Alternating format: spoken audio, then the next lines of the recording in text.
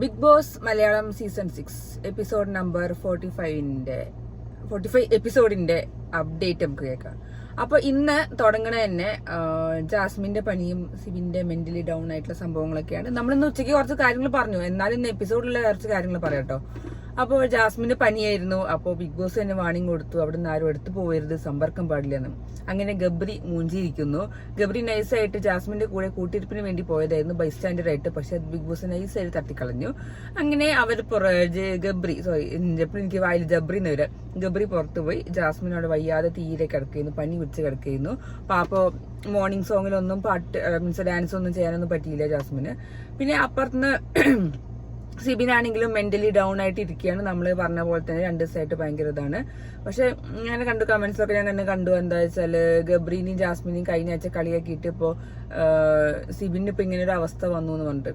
അപ്പൊ ശരിയാണ്, നമ്മൾ ഓരോന്നും പറയും, പക്ഷെ അത് വിചാരിച്ചിട്ട് നമുക്ക് കിട്ടിക്കഴിഞ്ഞാൽ നമുക്ക് സന്തോഷിക്കാൻ കുറെ ആൾക്കാരുണ്ടാവും എന്നുള്ള കാര്യങ്ങൾ നമുക്കറിയാം. അതിപ്പോ എല്ലാവരുടെ കാര്യത്തിലാണെങ്കിലും ബാക്കിയുള്ളവരെ നമ്മൾ കുറ്റം പറഞ്ഞു, എന്തായാലും നമ്മുടെ കാര്യത്തിൽ വരുമ്പോൾ തിരിച്ച് കളിയാക്കലൊക്കെ നമുക്ക് എല്ലാവർക്കും അറിയുന്ന കാര്യങ്ങളാണ്. അത് പോട്ടെ, അത് നമ്മൾ ആരും മൈൻഡ് അടിക്കുന്നില്ല, അത് വേറെ കാര്യം. അപ്പോ അങ്ങനെ സംഭവം വന്നു. സിബിൻ ഫുള്ള് ഡൗൺ ആയി. സിബിനെ അങ്ങനെ കൺഫെഷൻ റൂമിൽ വിളിച്ചു. സിബിനെ പുറത്തേക്ക് കൊണ്ടുപോയി. സിബിനെ ഹോസ്പിറ്റലിലേക്ക് കൊണ്ടുപോകാനാണ് തോന്നുന്നു. ബിഗ് ബോസ് ഹൗസിനെ പുറത്തേക്ക് കൊണ്ടുപോയി എന്ന് പറഞ്ഞാൽ മിക്കവാറും ഹോസ്പിറ്റലിലേക്ക് കൊണ്ടുപോകാനാവും ഉദ്ദേശിച്ചിട്ടുണ്ടാവുക. അങ്ങനെ സിബിനെ പുറത്തേക്ക് കൊണ്ടുപോയി. 2 ദിവസം കഴിഞ്ഞിട്ട് മിക്കവാറും കൊണ്ടുള്ളൂ എന്നുള്ളൊരു ഇതാ തോന്നുന്നുണ്ട് അങ്ങനെ പറഞ്ഞത്. പിന്നെ ഉണ്ടായത് മോർണിംഗ് ടാസ്ക് അല്ല. മോർണിംഗ് ടാസ്കിന് മുന്നേ അടുക്കളയിൽ നിന്ന് കുറച്ച് സീനുകൾ ഉണ്ടായി. വെറുതെ ജിൻഡോ ടോപ്പിക് ഇടുകയാണ് അടി ഉണ്ടാക്കാൻ വേണ്ടിയിട്ട്. എന്താ പറയാ, ശ്രീധുവിനോട് പറയാം, എന്താ പറയാ, ഒരു പണി ചെയ്യാത്തതിന് എന്താ നീ വേറുള്ള ആൾക്കാർക്ക് പണിഷ്മെന്റ് കൊടുക്കാത്ത, ഞങ്ങൾക്ക് മാത്രം തരുന്നത്, അങ്ങനെ ഇങ്ങനെ ഇതിൽ വേറുള്ളവർക്ക് പണിഷ്മെന്റ് കൊടുക്കണം എന്ന് പറഞ്ഞിട്ടായിരുന്നു. ശ്രീധു പറഞ്ഞു ഞാൻ തീരുമാനിച്ചുകൊണ്ട് ഞാൻ ക്യാപ്റ്റനാണ് രീതിയിൽ സംസാരിക്കണ്ടായിരുന്നു. അപ്പൊ അത് ജസ്റ്റ് അത് ജിൻഡോ പിന്നെ അറിയാലോ, സ്ക്രീൻ സ്പേസിന് വേണ്ടിയിട്ടും ഒരു ഇതിന് വേണ്ടിയിട്ടൊക്കെ ഒരു സംഭവങ്ങളൊക്കെ ഉണ്ടാക്കും. അപ്പൊ അത് വേറെ കാര്യം. പിന്നെന്താന്ന് വെച്ചാല് കുക്കിങ്ങില് ആരും ഇല്ല. ഒന്നാമത് എന്താ പറയാ, അൻസിബ, ജിൻഡോ, സിബിൻ, ജാസ്മിനാണ് കുക്കിംഗ് ടീമിലുള്ളത്.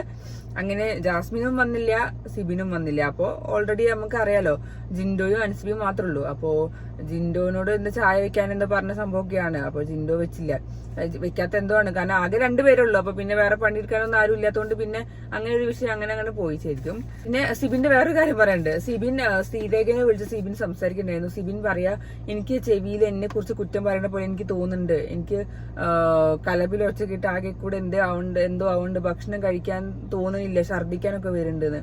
ഇങ്ങനെയും അല്ല, ഇന്നലെ ഞാൻ നേരത്തെ പറഞ്ഞ ഡൗട്ട് ഉണ്ടായിരുന്നു, അത് ശരിയാണ്, അത് കറക്റ്റ് ആക്കിയിട്ടുണ്ട് ഞാൻ. അതായത് അതിൽ പറയുണ്ടായിരുന്നു ഇന്നലെ മറ്റേ സൈക്കോളജി മറ്റേ ബോംബെയിലുള്ള സൈക്കോളജിസ്റ്റ് വന്നിട്ട് സിബിനെ നോക്കിയതാണ്. ഒരു കുറച്ച് സെഷൻ കഴിഞ്ഞിട്ട് പിന്നെ പുറത്തേക്ക് സിബിൻ ഉഷാറായിട്ട് വന്നതാണ്. എന്നിട്ട് പിന്നെ രാവിലെ എണീച്ചപ്പോൾ പിന്നെയും ഡൗൺ ആയിട്ടാണ് എല്ലാവരും ചോദിച്ചത്, സിബിനും ശ്രീരേഖയും ചോദിച്ചത്. ഇന്നലെ ഒന്ന് ഉറങ്ങി എണീച്ചപ്പോഴത്തേക്ക് ശരിയാവേണ്ടതാണല്ലോ, എന്ത് പറ്റിയെന്ന്. അപ്പോഴാണ് സിബിൻ പറഞ്ഞത്, എനിക്ക് എന്നെ കുറിച്ച് കുറ്റം പറയുന്ന പോലെ തോന്നുന്നുണ്ട്, എനിക്ക് ഇവിടെ ഒന്നും ചെയ്യാൻ പറ്റുന്നില്ല, ഞാൻ പുറത്തേക്ക് പോവാണ്. അതായത് ഞാൻ ഇവിടെ ആകെ കുറച്ച് പേരുള്ളൂ, പുറത്താണെങ്കിൽ നമുക്ക് എന്തൊക്കെ ചെയ്യാം, ഇവിടെ ഞാൻ ആകെ പെട്ട് കിടക്കുക എന്നുള്ളത്. ഓരോരുത്തരുടെ അവസ്ഥയാണ്, നമുക്കൊന്നും പറയാൻ പറ്റില്ല. അതിപ്പോ ആരാണെങ്കിലും, ഞാൻ ജാസ്മിനെയും പറഞ്ഞിട്ടുണ്ടായിരുന്നു ഡ്രാമയാണ് എന്നുള്ളത് പറഞ്ഞിട്ടുണ്ടായിരുന്നു. പക്ഷെ നമുക്ക് അറിയില്ല, മിക്കവാറും എനിക്ക് തോന്നിയ ഡ്രാമ എന്നുള്ള രീതിയിലാണ് പറഞ്ഞു. പക്ഷെ ജാസ്മിന്റെ കഴിവ് എന്താണെന്ന് വെച്ചാൽ പിറ്റേ ദിവസം ജാസ്മിൻ ഉഷാറായി. ഒറ്റ പറച്ചിലുകൊണ്ട് ആ ഒരു സൈക്കോളജിസ്റ്റിനെ കണ്ട പിറ്റേ ദിവസം ഉഷാറായി. പക്ഷെ സിബിൻ അങ്ങനെയല്ല. സിബിൻ ഇന്നലെ കാണിച്ചിട്ടും സിബിൻ അങ്ങനെ തന്നെ ഡൗൺ ആയി കിടക്കണം. അതിന്റെ എന്താ സത്യാവസ്ഥ ഒന്നും അറിയില്ല. സിബിന് എന്തായാലും നമുക്കൊരു സിബിന് ടെൻഷൻ ഉണ്ടാവും, പുറത്ത് എന്താന്നുള്ള രീതിയിലുള്ള അറിയാൻ വേണ്ടിയിട്ടാവും. അപ്പോൾ അതൊരു സംഭവം കഴിഞ്ഞ് സിബിനെ നേരെ കൺഫെഷൻ റൂമിൽ നിന്ന് കൊണ്ടുപോയിട്ട് ബ്ലൈൻഡ്സ് കെട്ടിയിട്ട് പുറത്തേക്ക് പോയി എന്തായാലും. അപ്പോൾ സിബിനും ഇന്ന് ഇല്ല, ഇന്നിപ്പോൾ പൂജ ഉണ്ടായിരുന്നില്ല, പൂജ ഇന്നലെ ഓൾറെഡി പോയി ചെയ്തു. അപ്പോൾ അതാണ് ഇന്നത്തെ ഒരു സംഭവം ഉണ്ടായത്. നമ്മളിന്ന് ഉച്ചയ്ക്ക് പറഞ്ഞ പോലെ മോർണിംഗ് ടാസ്ക് നോണ പറയുന്ന ആരാന്നുള്ളത് പറയാൻ വേണ്ടിയിട്ട്, നോണ പറയുന്നില്ല, നോണ ഓരോരുത്തരെ കുറിച്ച് നോണ പറയാൻ വേണ്ടിയിട്ട് അതെല്ലാവരും നല്ല അടിപൊളിയായിട്ട് ചെയ്തു. അപ്സരേനെ പറഞ്ഞു, ജിൻഡോനെ പറഞ്ഞു, അങ്ങനെ കുറച്ച് പേര് പറഞ്ഞു. റസ്മിൻ ജിൻഡോനെ പറഞ്ഞൊക്കെ നല്ല അടിപൊളിയായിരുന്നു. തിരിച്ച് ജിൻഡോ റസ്മിനെയും പറഞ്ഞിട്ടുണ്ടായിരുന്നു. ആ ഒരു സംഭവം നമ്മൾ ഉച്ചയ്ക്ക് പറഞ്ഞതാണ്. ആ ഒരു വിഷയം കോർട്ട് റൂമിലൊക്കെ എത്തിയിട്ടുണ്ടായിരുന്നു. പക്ഷെ കോർട്ട് റൂമിന്റെ സീനൊന്നും എപ്പിസോഡിൽ കാണിച്ചില്ല. അപ്പൊ അത് പോട്ടെ. പിന്നെ അത് അത്ര മീൻസ് കാണിക്കാൻ ആവശ്യം ഉണ്ടാവില്ല ചോദിച്ചത്. പക്ഷെ അവിടെയൊക്കെ ജിൻഡോ ഭയങ്കര സ്കോർ ചെയ്യലായിട്ടുണ്ടായിരുന്നത്. ജിൻഡോ നമ്മൾ വിചാരിക്കുന്ന ആളല്ല, ആളൊന്നല്ല ശരിക്കും പറഞ്ഞാൽ. ജിൻഡോ ഭയങ്കര കാഞ്ഞ ബുദ്ധിക്കാണ്. പക്ഷെ ജിൻഡോ അപ്പുറത്ത് പോയിട്ട് സംസാരിക്കുന്നുണ്ട്, സിബിനോടും അഭിഷേകിനോടൊക്കെ സംസാരിക്കുമ്പോൾ ഞാനൊരു മണ്ടനല്ലേ, ഞാനൊരു പൊട്ടനല്ലേ രീതിയിലാണ് ജിൻഡോ സംസാരിക്കുന്നത്. പക്ഷെ ആള് ഭയങ്കര കാഞ്ഞ വിത്താണ് എന്തായാലും. അപ്പോൾ അത് കഴിഞ്ഞു. പിന്നെ സായും സിബിനും തമ്മിൽ സംസാരിച്ചിട്ടുണ്ടായിരുന്നു. ജിൻഡോന് ഇവിടെ എന്ത് വേണമെങ്കിൽ പറയാം, അപ്പോൾ നമുക്ക് ജിൻഡോന് മുന്നിലിട്ട് കളിക്കാന്നുള്ള രീതിയിൽ പറയുന്നുണ്ട്. അപ്പോൾ അത് നല്ല പരിപാടി തന്നെയാണ്. പക്ഷെ സായി പറഞ്ഞ വേറെ കാര്യം സത്യം തന്നെയാണ്, ജിൻഡോ തിരിഞ്ഞു കുത്തും. ജിൻഡോനെ പുറത്ത് ഇറക്കി കളിച്ചാലും അപ്പോഴും ജിൻഡോ വിചാരിക്കുന്നത് എന്നെ പുറത്ത് എടുത്ത് കളിച്ചാലും എനിക്ക് സ്ക്രീൻ സ്പേസ് കിട്ടും, തിരിച്ചു കൊത്തുമ്പോഴും എനിക്ക് സ്ക്രീൻ സ്പേസ് കിട്ടും. അതാണ് ജിൻഡോനെ മനസ്സിലിരിക്കും. അപ്പൊ 2 തരത്തിലുള്ള ബുദ്ധി പ്രയോഗങ്ങൾ ജിൻഡോ നടത്തുന്നുണ്ട്. അത് ഭയങ്കര സംഭവം തന്നെയാണ്. ജിൻഡോ ഭയങ്കര ബുദ്ധി രാക്ഷസനാണ്. പിന്നെ അവിടെ എനിക്ക് കുറച്ച് ഫണ്ണി ആയിട്ടുള്ള കുറച്ച് കാര്യങ്ങൾ ഞാൻ കണ്ടു. ജിൻഡോയും സായും കൂടി ചായ കുടിക്കുന്ന സംഭവം എന്താ സായി ജിൻഡോട് പറഞ്ഞ് ചായ കുടിക്കി എടുക്കാൻ പറയുന്നുണ്ട്. അല്ലെങ്കിൽ ജിൻഡോ നൈസായിട്ട് ചായ എടുത്തിട്ട് കൊണ്ടുപോകണ സീൻ. ജിൻഡോ ചായ എടുത്ത് വെച്ചിട്ട് സായി അത് കൊണ്ടുപോകുന്ന സീനൊക്കെ നല്ല ഫണ്ണിയായിരുന്നു ശരിക്കും പറഞ്ഞാൽ. നല്ല രസമുണ്ടായിരുന്നു. പിന്നെയാണ് പവർ ടവർ ടാസ്ക്. നമ്മള് ഇന്ന് ഉച്ചയ്ക്ക് ലൈവ് അപ്ഡേറ്റ് പറഞ്ഞപ്പോൾ അത് വന്നിട്ടുണ്ടായില്ല. കാരണം അത് വൈകുന്നേരം ഒരു 6 മണി 5:30 6 മണിയായപ്പോഴാണ് സംഭവം നടന്നത്. Power tower task. അപ്പോ കുറെ എന്തോ സംഭവം ആ ഒരു പീസ് ഉണ്ടല്ലോ, കുറെ പീസുകൾ അവിടെ ഇട്ടുണ്ടായിരുന്നു. അത് ഏറ്റവും വലുതാക്കി വെക്കാൻ വേണ്ടിയിട്ടുള്ളതാണ്. ശരിക്കും പറഞ്ഞാൽ സായി അഭിഷേകിനും രണ്ട് അഭിഷേകുമാർക്ക് ശരിക്കും സുഖമായിട്ട് ജയിക്കുന്നു. ബാക്കി എല്ലാ ടീമിലും എന്താന്ന് വെച്ചാല് ഒരു സ്ഥലത്ത് ജിൻഡോ, ഒരു സ്ഥലത്ത് അർജുനായിരുന്നു. അപ്പൊ ഇവിടെ 3 പേരുണ്ടായിട്ട് എന്താ പറയാ ഉഷാറായിട്ട് ജയിക്കുന്ന കളിയായിരുന്നു. പക്ഷെ എന്താ സംഭവം എന്ന് വെച്ചാല് സായി അത് പറയും ചെയ്യുന്നുണ്ട്. അത് അവരുടെ ആദ്യം വെച്ച് കഴിഞ്ഞിട്ട് കുറച്ച് കഴിഞ്ഞപ്പോണ്ട് അഭിഷേക് ശ്രീകുമാർ ചെന്നിട്ട് അപ്പുറത്തെ ടീമിലുള്ള ആളെ തട്ടി. ആ സമയത്തും മറ്റൊരു സായി പിന്നെ രക്ഷപ്പെടുത്താൻ പോയപ്പോ ഇവിടുന്ന് റസ്മിന്റെ ടീം വന്നിട്ട് ഇവരുടെ സാധനം തട്ടി. അങ്ങനെയാണ് ഇവർക്ക് സെക്കൻഡ് പോയിന്റ് വന്നിട്ട് ടണൽ ടീമിന് ഡെൻ അങ്ങനെ ജയിക്കുകയും ചെയ്തു. പക്ഷെ അതിന്റെ ഇടയിലുള്ള സംഭവം ഭയങ്കര സംഭവമായിട്ടോ. അഭിഷേക് ജിൻഡോനെ മലത്തി പിടിച്ചത്. എന്റെ അമ്മോ, അതൊരു ഭയങ്കര പിടിക്കലായി പോയി. ജിൻഡോനെ അനങ്ങാൻ പറ്റിയില്ല. ഞാൻ വിചാരിച്ചു ജിൻഡോ ഭയങ്കര സ്ട്രോങ് ആണ് ശരിക്കും. പക്ഷെ ആ ഒരു പിടുത്തത്തില് ജിൻഡോനെ അനങ്ങാൻ പറ്റാത്ത അവസ്ഥയായിരുന്നു. അഭിഷേക് അവിടെ സ്കോർ ചെയ്തു, ജിൻഡോ ഒന്ന് ഒതുങ്ങി ആ സമയത്ത്. അപ്പൊ ശരിക്കും അവർക്ക് ജയിക്കേണ്ട സമയം ആയിരുന്നു ടണൽ ടീമിന്. പക്ഷെ സാഹചര്യങ്ങൾ മൂലം ഇപ്പുറത്തുള്ള ടീമുകളൊക്കെ കളിച്ചുകൊണ്ട് അങ്ങനെ ഇവർക്ക് സെക്കൻഡ് പോയിന്റും കിട്ടി. ജിൻഡോന്റെ ടീമിന് ഫസ്റ്റ് ആയി എന്തായാലും. അപ്പൊ ഇത് പവർ ടീമിലേക്ക് കയറാനുള്ള ടാസ്ക്കാണ്. അതിനകത്തെ ചലഞ്ചാണ് തോന്നുന്നുണ്ട് കേട്ടോ അത് ഫസ്റ്റ് കഴിഞ്ഞത്.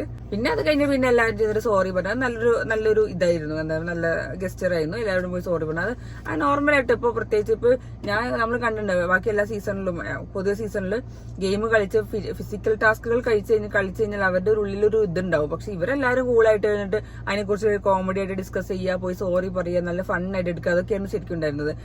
നമുക്ക് നല്ലൊരു രസം തോന്നി ശരിക്കും. പിന്നെയാണ് കുറച്ച് കഴിഞ്ഞിട്ട് കുറച്ച് ജബ്രികളുടെ സീനുകൾ ഉണ്ടായത്. അതിന്റെ ഇടയ്ക്ക് ഗബ്രി കുറച്ച് തമിഴില് ഹായ് മാലിനി ഞാൻ കൃഷ്ണൻ ഞാൻ ഇത് ചൊല്ലിയാവത് പറഞ്ഞ സംഭവം ഉണ്ടല്ലോ. ജാസ്മിൻ എന്താ വിട്ടത്, എന്തോ നീ ചെക്കൻ പറയണേ എന്നുള്ള രീതിയിലാണ് ജാസ്മിൻ ഫുള്ള് നോക്കിയത്. ജാസ്മിൻ ഇതിപ്പോ തമിഴ് മനസ്സിലാവാണ്ടാണ് എനിക്കല്ല, എന്തോ എന്നുള്ള രീതിയിലാണ് ജാസ്മിൻ ഫുള്ള് നോക്കിയത്. അപ്പൊ അവിടുന്ന് കുറച്ച് ഡയലോഗുകളൊക്കെ ഉണ്ടായിരുന്നു, സംസാരം ഉണ്ടായിരുന്നു. പിന്നെ അവരുടെ തമ്മിലെ കുറച്ച് സീനുകളായിരുന്നു. കാരണം ഇന്ന് പ്രത്യേകിച്ച് ഒന്നും ഉണ്ടായിരുന്നില്ല. സിബിൻ ഔട്ടായി. അപ്പൊ നല്ല ഗബ്രി എന്തായാലും ടേക്ക് കെയർ ചെയ്യുന്നുണ്ട് ജാസ്മിനെ, അത് നല്ല കാര്യം തന്നെയാണ്. പക്ഷെ ബിഗ് ബോസ് അത് അറിഞ്ഞിട്ട് നൈസായിട്ട് ഗബ്രീനെ ഒഴിവാക്കി. അപ്പൊ അങ്ങനെ കുറച്ച് സീനുകൾ ഉണ്ടായിരുന്നു. ലവ് ട്രാക്കുകൾ പോലത്തെ കുറച്ച് സീൻസ്, ഐ ലവ് യു ഉണ്ടായിരുന്നു, ലവ് വരയ്ക്കല സീനൊക്കെ ഉണ്ടായിരുന്നു. എന്തായാലും ഒരു 10:50 ഉണ്ടായിരുന്നു. പിന്നെ അതിന്റെ മുന്നേ അന്താക്ഷരി റൗണ്ട് ഉണ്ടായിരുന്നു, സ്വന്തമായിട്ട് പാട്ട് പാടാനൊക്കെ വേണ്ടിയിട്ട്. അതൊക്കെ നോർമൽ. അതൊരു എപ്പിസോഡിൽ ഒരു 10 മിനിറ്റ് വലിച്ചു നീട്ടി ഇങ്ങനെ കൊണ്ടുപോയി. കാരണം കാര്യമായിട്ട് ഒന്നും ഉണ്ടായിരുന്നില്ല. ഇന്നിപ്പോ ശരിക്കും പറഞ്ഞാൽ ഇന്നത്തെ എപ്പിസോഡിൽ കാര്യമായിട്ടൊന്നും ഉണ്ടായില്ല. സിബിന്റെ പോക്ക് മാത്രമാണ് മെയിൻ ആയിട്ട് ഉണ്ടായിരുന്നത്. അപ്പോ പിന്നെ അന്താക്ഷരി ഞാൻ നോക്കിയിരുന്നു, ഞാൻ ഹോട്ട്സ്റ്റാറിലെ കണ്ടു. അപ്പൊ 10 മിനിറ്റുള്ള ആ ടാസ്ക് തന്നെ ഫുള്ള് ഓരോരുത്തർ പാടുന്നത് മെല്ലെ കാണിക്കണ്ടായിരുന്നു, വലിച്ചു നീട്ടി കൊണ്ടുപോകണ്ടായിരുന്നു. അപ്പൊ ഇന്നത്തെ എപ്പിസോഡിന്റെ പത്രമേ ഉള്ളൂ. പിന്നെ നമുക്കറിയാം സിജോ ഒന്ന് കയറുന്നുണ്ട് എന്ന് പറയുന്നുണ്ടായിരുന്നു ലൈവില്. അപ്പൊ നമുക്ക് ലൈവില് പറഞ്ഞാൽ നാളെ ലൈവില് കാണാം. അങ്ങനെയാണ് കേട്ടത്, അറിയില്ല. പിന്നെ പൂജയുടെ അവസ്ഥ അറിയില്ല. പൂജ ഒരാഴ്ച ബെഡ് റെസ്റ്റ് കഴിഞ്ഞിട്ട് വരുള്ളൂ തോന്നുന്നു.